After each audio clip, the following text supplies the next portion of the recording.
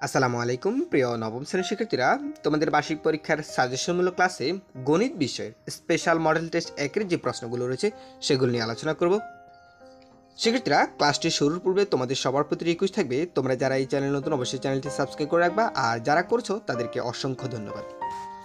শিক্ষার্থীরা, এখানে 1 নম্বরে বলা হয়েছে অনুক্রমের বীজগণিতিক রূপকে কি বলে। দেখো শিক্ষার্থীরা, অনুক্রম এবং ধারা সেম একই কথা। অনুক্রমগুলো কমা ব্যবহার করে লেখা হয়, আর ধারাগুলো তুমি প্লাস চিহ্ন অথবা মাইনাস চিহ্ন ব্যবহার করে লিখতে হয়, এটাই পার্থক্য। তবে এই দুইটাই কিন্তু দুইটা পদ্ধতিতে প্রকাশ করা হয়। একটা হচ্ছে সমান্তর অনুক্রম বা সমান্তর ধারা, এবং অপরটি হচ্ছে গুণোত্তর অনুক্রম বা গুণোত্তর ধারা। এই দুইটা পদ্ধতি, তার মানে আমাদের এই যে ক ও খ দুইটাই সঠিক, তার মানে ক ও খ হচ্ছে আমাদের প্রকৃত অ্যান্সার। আচ্ছা শিক্ষার্থীরা, এরপরে দেখো 2 নম্বরের কোশ্চেনে বলা হয়েছে 1/3 1/6, এই যেখানে একটি অনুক্রম দেওয়া আছে। একটা বিষয় একটু লক্ষ্য করো শিক্ষার্থীরা, যেই অনুক্রমের শেষ পদ দেওয়া থাকবে, মনে রাখবা শেষ পদ যখন দেওয়া থাকবে সেটা হচ্ছে সসীম দ্বারা মানে সীমিত, আর যেটার সীমানা দেওয়া থাকবে না সেটা হচ্ছে অসীম। যেটার সীমানা দেওয়া থাকবে না সেটা হচ্ছে অসীম, তার মানে এখান থেকে বুঝতেছে এটা সীমানা দেওয়া আছে, তার মানে এটা হচ্ছে কি সসীম দ্বারা। আচ্ছা, এই অপশনটুকু আমরা ক্লিয়ার। এখন দেখো আরেকটা বিষয়, অসীম তো যেহেতু না, এই যে অসীম যেহেতু না, তার মানে এখান থেকে বুঝতেছো যে 1 হচ্ছে, আর 2 যেহেতু বাদ, 2 যে অপশন আছে, ধরো 2 এখানে এই অপশনটাতে আছে, 2 এটা বাদ যাবে, ঠিক আছে, 2 এটা বাদ যাবে, 2 এখানেও আছে, 2 এটা বাদ যাবে।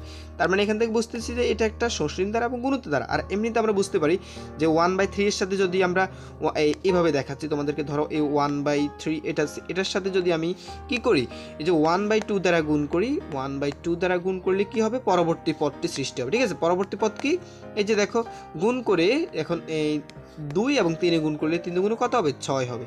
সেম একইভাবে এটাকে যদি আমি আবার সেমভাবে এই 1/2 দ্বারা গুণ করি, ঠিক আছে, যখন একই সংখ্যা দ্বারা গুণ করে সৃষ্টি হবে পরবর্তী পদগুলো নির্ণয় করা হয়, তখন সেই ধারাকে আমরা কি বলবো, গুণোত্তর ধারা বলবো। ঠিক আছে, তার মানে এটাও সঠিক, তার মানে ঠিক আছে আমাদের এটাও সঠিক। তার আমরা লিখতে পারি কি, এই যে আমরা লিখতে পারি 1 ও 3, খ হচ্ছে আমাদের আনসার। আচ্ছা শিক্ষার্থীরা, এরপরে দেখো আমরা এর পরেরগুলো দেখবো। এখানে 3 নম্বর প্রশ্নে কি বলা হয়েছে, দেখো 3 নম্বর প্রশ্নে বলা হয়েছে 3 + 6 + 9 + 12 + ... ধারাটির সাধারণ অন্তর কত। আচ্ছা, সাধারণ অন্তর কি তোমরা নিশ্চয়ই জানো, পার্থক্যকে বলা হয় সাধারণ অন্তর বা বিয়োগফলকে।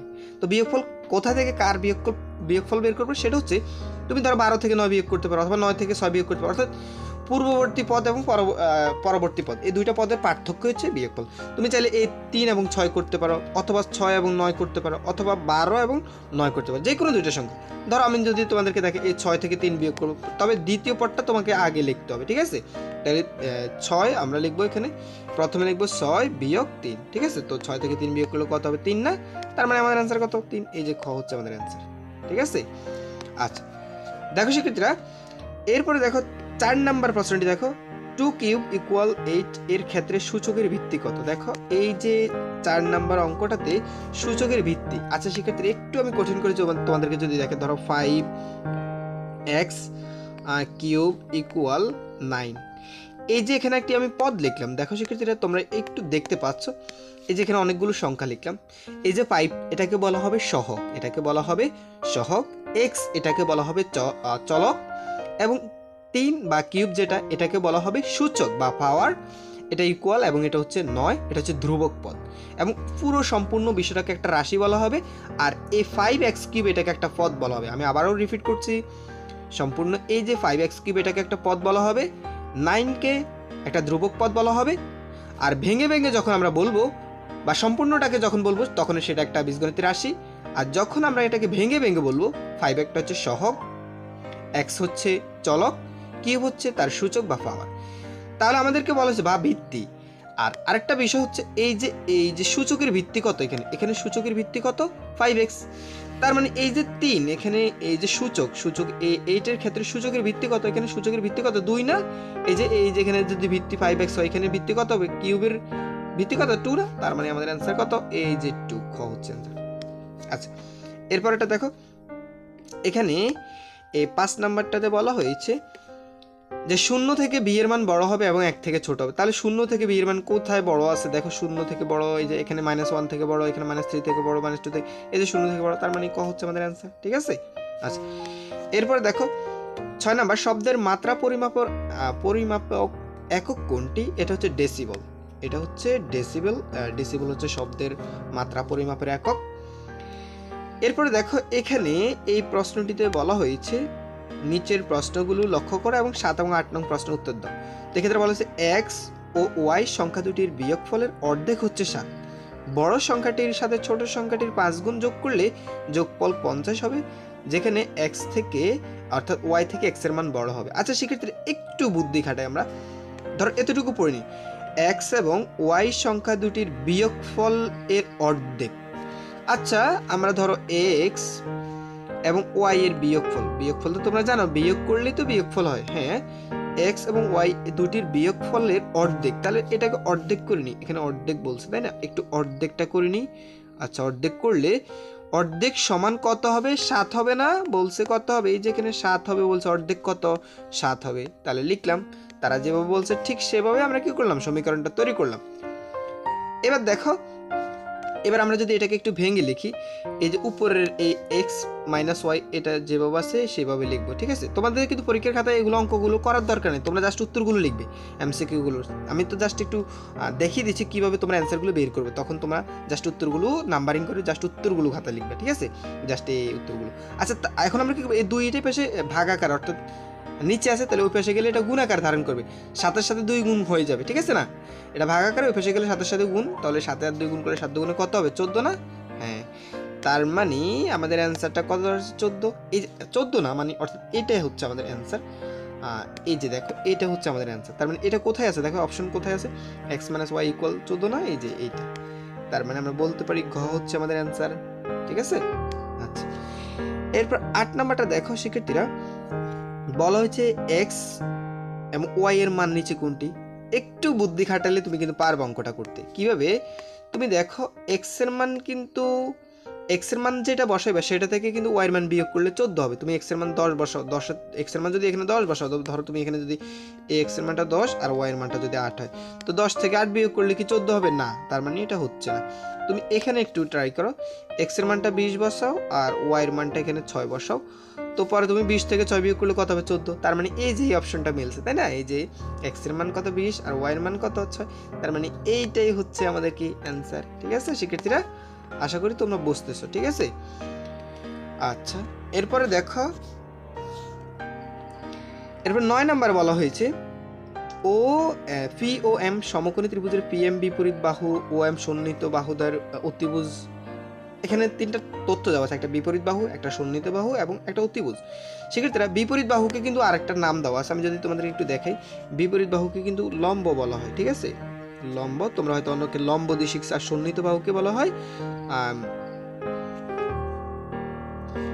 ভূমি বলা হয়। তো এক্ষেত্রে দেখো, সাইন থিটার সূত্র কি? লম্ব বাই অতিভুজ বা বিপরীত বাহু বাই অতিভুজ, ঠিক আছে? কস থিটার সূত্র সন্নিহিত বাহু বাই অতিভুজ বা ভূমি বাই অতিভুজ। ট্যান থিটার সূত্র হচ্ছে কি? ওই যে লম্ব বাই ভূমি। লম্ব কি? এই যে বিপরীত বাহু মানে লম্ব, আর ভূমি কি? সন্নিহিত বাহু ভূমি, তো লম্ব বাই ভূমি, ঠিক আছে? এভাবে সূত্র অনেকে শিখছো, অনেকে লম্ব বাই ভূমি দিয়ে এভাবে শিখছো, ঠিক আছে? তো এখানে 3টা সূত্রই সঠিক, তার মানে আমাদের অপশন কি হবে? অপশন এই যে ঘ হচ্ছে আমাদের অ্যান্সার, তাই না? আচ্ছা, এরপরে দেখো, এখানে একটি অঙ্ক দেওয়া আছে, সাইন থিটার মান হচ্ছে 1/2। তোমরা যদি লেখাগুলো স্পষ্ট দেখতে না পাও, তাহলে এইচডি কোয়ালিটি দিয়ে ক্লাসটি কন্টিনিউ করলে লেখাগুলো স্পষ্ট দেখা যাবে, ঠিক আছে? একটু রেজুলেশন বাড়বে, তখন তোমরা লেখাগুলো স্পষ্ট দেখতে পাবে। এখানে সাইন থিটার মান হচ্ছে 1/2 আর কস থিটার মান হচ্ছে এটা। এখন ট্যান থিটার মান বের করতে বলেছে। সেক্ষেত্রে তোমরা নিশ্চয়ই জানো এই ট্যান থিটার সূত্র, আমরা কিন্তু 10 নাম্বার করতেছি। ট্যান থিটার সূত্র হচ্ছে কি? যে ট্যান থিটার সূত্র হচ্ছে sine theta by cos theta. আমি জাস্ট এস দ্বারা বুঝাচ্ছি sine theta by cos theta, কেন? আচ্ছা, আমরা একটু লিখে দিচ্ছি, দাঁড়াও, ওয়েট করো। এই যে এখানে দেখো, এই যে ট্যান থিটার সূত্র হচ্ছে sine theta by cos theta, অর্থাৎ সাইনের সাথে কসটা কি আকার আছে? ভাগ আকার আছে না? তাহলে আমরা সাইনের মান আর কসের মানটা কি আকারে লিখবো? ভাগ আকারে। তো সাইনের মান কোথায় পেয়েছি? এই যে এই জায়গাতে সাইনের মানটা আমরা এখানে লিখবো। কি পেয়েছি? 1/2 পেয়েছি, এটা লিখবো। আর এখানে কি চিহ্ন দিব? ভাগ চিহ্ন দিব, তাই না? ভাগ চিহ্ন দিলাম। এরপর দেখো কসের মান কোথায় পেয়েছি? এই যে কসের মানটাও এখানে পাইছি, তাই না? তার মানে আমরা এখানে কসের মানটা এই যে ভাগ আকারে লিখবো। ভাগ কসের মান কত পাইছি? √3/2। ওকে, এখন মনে রাখবা এই যে একটা বিষয় সেটা হলো কি যে ভাগের ক্ষেত্রে কিন্তু আমরা ভাগটাকে গুণ দিয়ে কি করি, পরবর্তী পদটাকে কি করি, পরিবর্তন করিনি। সেটা কিভাবে দেখো, প্রথম পদটা কিন্তু যেভাবে আছে সেভাবে থাকবে, 1/2 এটা যেভাবে আছে সেভাবে, এই ভাগ চিহ্ন এটা কি করলাম, গুণ দিয়ে পরিবর্তন করলাম, এবং 2টা চলে যাবে কোথায়, এই 2টা চলে যাবে উপরে আর √3টা নিচে চলে যাবে, কারণ গুণ চিহ্ন দিলে এটা চিহ্ন হরটা লব আকারে লবটা হর আকারে লিখতে হয়, ঠিক আছে। তাহলে 2টা উপরে আর √3টা নিচে। এখন তুমি একটু যদি কাটাকাটি করো সেটা কিভাবে, এই 2 কেটে দিলাম, তো এখানে উপরে রইল 1 আর নিচে রইল 3, তার মানে আমাদের অ্যান্সারটা কি 1/√3, তাই না। এই যে 1/√3 হচ্ছে আমাদের অ্যান্সার। সেটা কোথায় আছে, এই যে 1/√3 গ হচ্ছে আমাদের অ্যান্সার। আচ্ছা শিক্ষার্থীরা দেখো, এরপরে দেখো আমরা 11 নম্বরটা দেখব। 11 নম্বরে বলা হয়েছে যে ভূতলে অবস্থিত যে কোনো রেখাকে কি বলে, সেটাকে বলে ভূরেখা, ঠিক আছে, সেটাকে ভূরেখা বলে। এরপরে 12 নম্বর জ্যামিতিক কোণ আলোচনার সর্বোচ্চ মান কত। জ্যামিতিক কোণগুলো তোমরা চিনো, একটা জ্যামিতিক চিত্র কি কি হতে পারে, সামান্তরিক, বর্গ, রম্বস, যে কোনো বিষয় মনে রাখবা। একটা দিয়ে জাস্ট তোমাদেরকে দেখাচ্ছি, এখানে কত ডিগ্রি, 90 ডিগ্রি। এই যে এই অংশটুকু কত ডিগ্রি, 90 ডিগ্রি না, হ্যাঁ এখানেও সেম ভাবে 90 ডিগ্রি, এখানে 90 ডিগ্রি, এখানে 90। তুমি যদি সবগুলো 90 যোগ করো কত হবে, 360, সর্বোচ্চ 360। তুমি কোনো জ্যামিতিক আকৃতিকে 360-এর বেশি পর্যন্ত নিতে পারবে না, ঠিক আছে। সেটা বর্গ, রম্বস, আয়ত, যেই কোনো চিত্র, ঠিক আছে। আচ্ছা তার মানে আমাদের এই যে 360-এর মধ্যে আমরা সীমাবদ্ধ। কি আমরা বলতে কাকে বোঝাচ্ছি, আমি না জ্যামিতিকে বোঝাচ্ছি, ঠিক আছে, ওকে। এরপরে দেখো 13 আদর্শ অবস্থানে 210 ডিগ্রি কোণটির প্রান্তিক বাহু কোন চতুর্ভাগে। আচ্ছা 210 ডিগ্রি নিব। এই যে একটা আমি ভেঙে দেখাচ্ছি, দেখো এই যে এখান থেকে শুরু হবে, এই যে এখান থেকে এখান পর্যন্ত আসলে এটা কত ডিগ্রি হয়, 90 ডিগ্রি হয়, তাই না। এরপর যদি আমরা এখান থেকে আবার এখানে আসি কত ডিগ্রি হবে, 180 ডিগ্রি। এরপর 180 ডিগ্রি থেকে যদি আবার এখান পর্যন্ত আসি কত ডিগ্রি হবে, 180-এর সাথে আর 90 যোগ করলে কত, 270 ডিগ্রি, তাই না। এখন আমাদেরকে 270 বলে না, 210-এর থেমে যেতে বলছে, তাই এখানে 180, এখানে 270, তার মানে এই 180 থেকে 270-এর মধ্যে এখানে এটার অবস্থান, এই 210-এর অবস্থান কোথায়, এই জায়গাতে এটার অবস্থান, তাই না।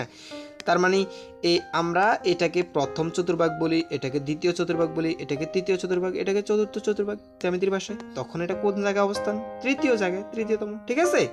যদি বলা হতো 30 ডিগ্রি, তাহলে 30 শুধু 30 কোন জায়গায়, এই জায়গায়। 90 বলা হলে কিন্তু এটা মাঝামাঝিতে, ঠিক আছে। যদি 80 বলা হতো তাহলে এখানে অবস্থান, অর্থাৎ প্রথম চতুর্ভাগে।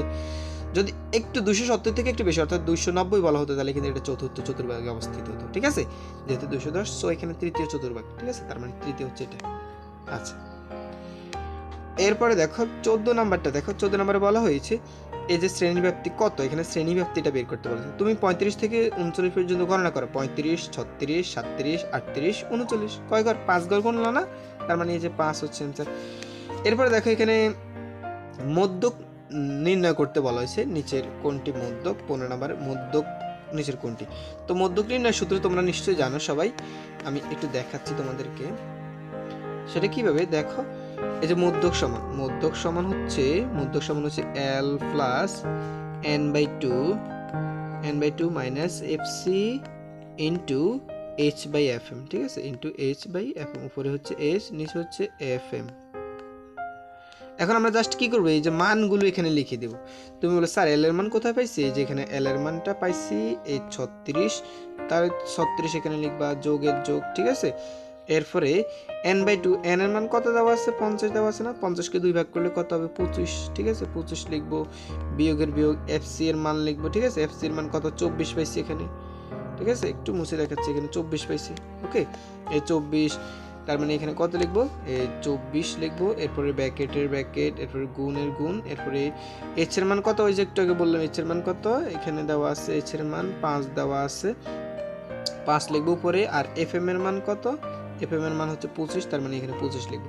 তারপরে তুমি জাস্ট এটাকে ক্যালকুলেশন করবা। প্রথমে কি করবা, 36 লিখবা, 36টা যেভাবে আছে সেভাবে লিখবা। এরপরে যোগ, এই 25 থেকে 24 বিয়োগ করলে কত হবে, 1 না, আর 1 গুণ 5, ঠিক আছে, আর নিচে কত, 25।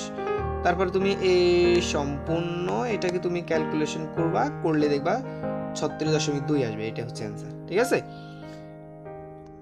আচ্ছা শিক্ষার্থীরা, এর পরবর্তী ক্লাসে এখানে তোমাদের যে এক কথা প্রকাশগুলো রয়েছে, এরপরে পাশাপাশি এখানে যে বড় প্রশ্নগুলো রয়েছে সবগুলোর অ্যান্সার তোমাদেরকে দেখিয়ে দিব ধারাবাহিক পর্ব অনুযায়ী। সেই পর্যন্ত তোমরা সবাই ভালো থাকবে, সুস্থ থাকবে, আর আমাদের চ্যানেলটি সাবস্ক্রাইব করে আমাদের সাথে থাকবে।